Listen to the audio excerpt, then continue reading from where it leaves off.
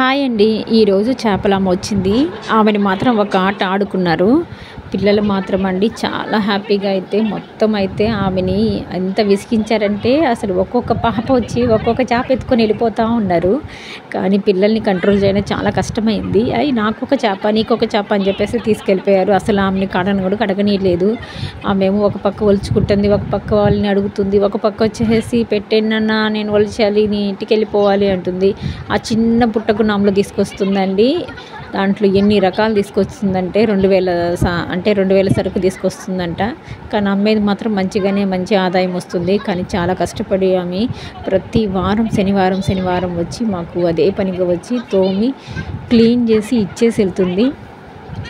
నిజంగా వాళ్ళు వచ్చేసే కష్టం వాళ్ళు చూస్తే కొంచెం మనకు కూడా కొంచెం బాధగానే ఉంటుంది. చూడండి పిల్లలు అసలు ఆ చేపలమ్మని అసలు వదలలేదు.